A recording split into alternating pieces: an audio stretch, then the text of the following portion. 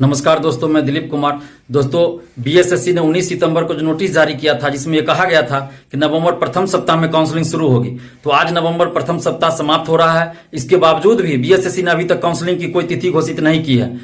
तो ये बीएसएससी ने छात्रों को गुमराह करने का काम किया है और इसलिए हम लोग को फिर से एक बार बड़े छात्र आंदोलन की जरूरत है, ताकि बीएसएससी काउंसलिंग की तिथि जल्द घोषित करे और जल्द से जल्द काउंसलिंग करवाकर जल्द से जल्द फाइनल रिजल्ट प्रकाशित करे। नहीं तो फिर ये बहाली 2022 अंत तक चली जाएगी।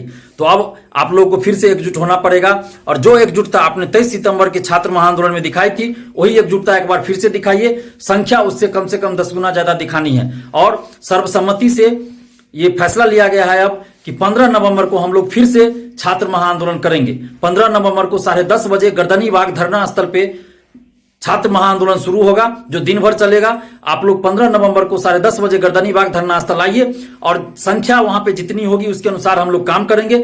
जैसी संख्या होगी वहां आपस में विचार विमर्श करके आप सभी से विचार किया जाएगा और सर्वसम्मति अगर होगी तो हम लोग गर्दनी बाग से फिर बीएसएससी ऑफिस भी जा सकते हैं। तो इसका फैसला हम लोग को गर्दनी बाग में ही करना होगा, ऑन द स्पॉट, यानी कि फेस टू फेस हम लोग सभी लोग वहां बात करेंगे और जो संख्या होगी, जितनी संख्या होगी उसके अनुसार हम लोग काम करेंगे। तो सबसे पहले आप लोग 15 नवंबर को 10:30 बजे तक गर्दनी बाग धरना स्थल आइए और पूरी एकजुटता का परिचय दीजिए। और बीएसएससी के सचिव अध्यक्ष महोदय से हम कहना चाहते हैं और आग्रह भी कर रहे हैं कि आपने खुद ये नोटिस जारी किया था कि नवंबर प्रथम सप्ताह में काउंसलिंग शुरू होगी, तो आपने फिर काउंसलिंग शुरू क्यों नहीं करवाया और अभी तक आपने काउंसलिंग की तिथि भी घोषित नहीं किया।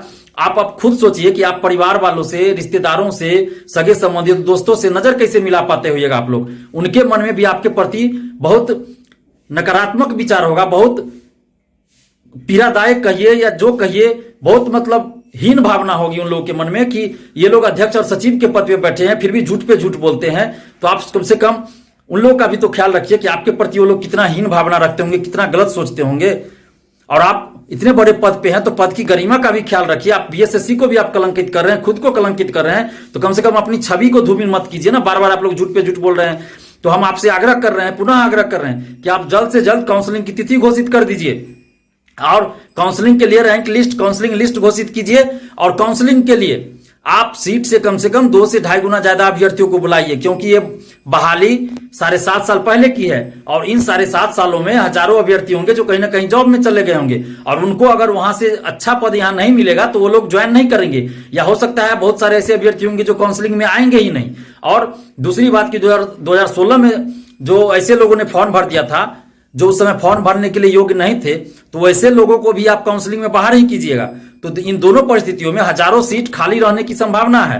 तो एक भी सीट खाली न रहे, क्योंकि ये बहाली 7.5 साल की है और 53,000 से ज्यादा स्टूडेंट नौकरी का इंतजार कर रहे हैं। 7.5 साल से दुख पीड़ा झेल रहे हैं, कितने तकलीफ को झेला है इन लोगों ने, कितना दुख सहा है। और अगर एक भी सीट खाली रह जाती है और ये लोग बेरोजगार घूमेंगे तो ये कहीं ना कहीं परीक्षार्थियों के साथ बहुत बड़ी नाइंसाफी होगी, बहुत बड़ा अन्याय होगा। तो ऐसा नहीं होना चाहिए, एक भी सीट खाली नहीं रहनी चाहिए। इसलिए आपको सीट से कम 2 से 2.5 गुना ज्यादा परीक्षार्थियों को काउंसलिंग में बुलाना चाहिए। और काउंसलिंग में बुलाने का मतलब ये तो नहीं है कि आप सबको जॉब दे रहे हैं, तो सभी लोग जानते हैं कि काउंसलिंग में बुलाने का मतलब ही नहीं है कि सबको जॉब दे रहे हैं। जॉब तो उतने ही लोगों को दीजिएगा ना जितना सीट पे वैकेंसी आई थी। तो आपको काउंसलिंग में बुलाने में क्या दिक्कत है? और आप जो कह रहे हैं कि सीट खाली रह जाएगा तो फिर हम काउंसलिंग करवा लेंगे, तो आप ये बहाली 2022-23 तक ले जाइएगा क्या? बार बार आप काउंसलिंग करवाइएगा? एक ही बार आप काउंसलिंग करवा लीजिए, आप बार बार काउंसलिंग की नौबत क्यों आने देते हैं?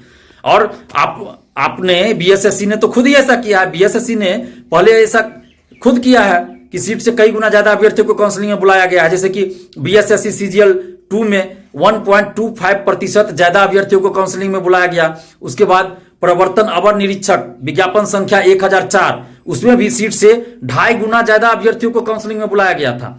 तो फिर आप प्रथम इंटर स्तरीय बहाली में सीट से 2 से 2.5 गुना ज्यादा अभ्यर्थियों को क्यों नहीं बुला सकते? क्योंकि ये बहाली तो 7.5 साल पहले की है, तो इसमें तो आपको और ज्यादा अभ्यर्थियों को बुलाना चाहिए।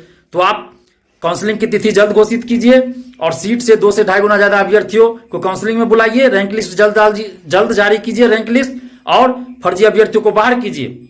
और अगर आप ऐसा जल्द नहीं करते हैं तो फिर हम लोग राष्ट्रीय मानवाधिकार आयोग, राज्य मानवाधिकार आयोग और यूएनओ तक अपनी मांगों को ले जाएंगे, ट्विटर के माध्यम से, ईमेल के माध्यम से और लेटर लिखने के माध्यम से। तो इन माध्यमों से हम यूएनओ तक भी अपनी मांगों को ले जाएंगे। और तमाम परीक्षार्थियों से भी हम आग्रह कर रहे हैं कि 15 नवंबर को गर्दनी बाग में 10:30 बजे से छात्र महाआंदोलन हो रहा है। तो आप लोग उसमें जरूर आइए और संख्या एकदम उससे 23 सितंबर की संख्या से 10 गुना ज्यादा दिखाइए और एकजुटता वही दिखाइए। और गर्दनीबाग में जो संख्या होगी, जितनी संख्या होगी उसके अनुसार हम लोग काम करेंगे और वहीं पे सर्वसम्मति से आपस में विचार करेंगे। सर्वसम्मति अगर होगी तो हम लोग वहां से बीएसएससी ऑफिस भी जाएंगे। और बीएसएससी के सचिव अध्यक्ष महोदय से हम ये कहना चाह रहे हैं कि आप छात्रों के आक्रोश को समझिए, उनके गुस्से को समझिए कि साढ़े 7 साल से ये लोग कितना दुख तकलीफ झेल रहे हैं। बिहार के छात्र बहुत गुस्से में हैं, ये कुछ भी कर सकते हैं, ये मरने मारने को तैयार है, मर मिटने को तैयार है, ये कुछ भी करने को अब तैयार हैं। ये लोग बहुत बर्दाश्त किया, अब इन लोग बर्दाश्त नहीं कर रहे हैं, धैर्य की सीमा इनकी समाप्त हो चुकी है, बहुत गुस्से में है ये लोग, ये किसी के रोकने से अब नहीं रुकेंगे, कुछ भी करने को तैयार है ये लोग। तो प्लीज आप ऐसी नौबत मत आने दीजिए। छात्रों के आक्रोश को आप समझिए, गुस्से को समझिए और जल्द से जल्द काउंसलिंग की तिथि आप घोषित कीजिए, अन्यथा ये छात्र अब कुछ भी कर सकते हैं। और तमाम परीक्षार्थियों से भी हम आग्रह कर रहे हैं, बिहार के समस्त छात्र छात्राओं से आग्रह कर रहे हैं कि आप लोग पूरी तरह एकजुट हो जाइए और एकजुट होकर 15 नवंबर के छात्र महाआंदोलन में शामिल होइए। 10:30 बजे गर्दनीबाग धरना स्थल पे पहुंचिए और अभी से आप लोग जिस जिला में हैं व्हाट्सएप ग्रुप बनाइए और स्टूडेंट्स को जोड़िए और कोशिश कीजिए कि 15 नवंबर को आप अपने साथ 10, 20, 50, 100 जितना हो सके ज्यादा से ज्यादा छात्रों को लेकर आइए और एक साथ अपने जिला से आप आइए और अभी से आप छात्रों को एकजुट करना अपने स्तर से आप शुरू कर दीजिए। और अगर आपकी कोई शिकायत हो हमसे तो वो भी बता सकते हैं, अगर कोई सलाह देना हो, सुझाव देना हो तो वो भी आप दीजिए। आप लोगों का मोस्ट वेलकम है। हमारा मोबाइल नंबर है 7282005656। इस नंबर पे आप हमें कॉल या व्हाट्सएप करके सुझाव या शिकायत दोनों दे सकते हैं, हम दोनों का वेलकम करते हैं। और आप लोगों से हम आग्रह कर रहे हैं कि आप पूरी तरह से एकजुट हो जाइए। ये अन्याय और शोषण के खिलाफ लड़ाई है, ये अपने हक और अधिकार की लड़ाई है। अगर आप अभी नहीं लड़िएगा तो कल को आने वाला भविष्य आपसे सवाल करेगा कि जब इतना अन्याय और शोषण हो रहा था तो आप चुप क्यों थे। तो अगर आप आंदोलन में आते हैं तो आप कम से कम इतना कह सकते हैं कि हम लड़ रहे थे, आंदोलन में शामिल हो रहे थे, अन्याय और शोषण के खिलाफ हम आवाज उठा रहे थे। तो आप लोग एकजुट होइए और ये वर्तमान और भविष्य की लड़ाई है, इसको मामूली मत समझिए, क्योंकि ये इतना बड़ा अन्याय हो रहा है। अगर हम चुप बैठे तो ये कहीं ना कहीं हम भी अपराधी हो जाएंगे, क्योंकि अपराध सहना भी एक बहुत बड़ा अपराध होता है।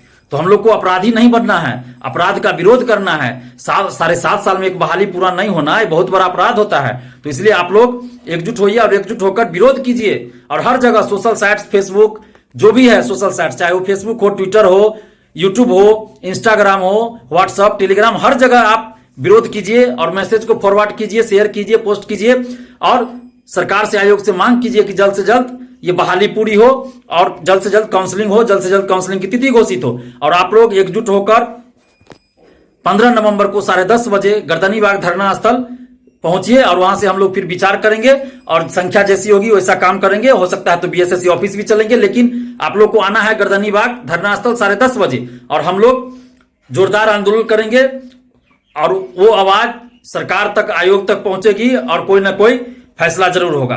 तो आप लोग एकजुट हो जाइए और एकजुट होकर 15 नवंबर को 10:30 बजे गर्दनीबाग धरना स्थल पहुंचिए। धन्यवाद, जय हिंद।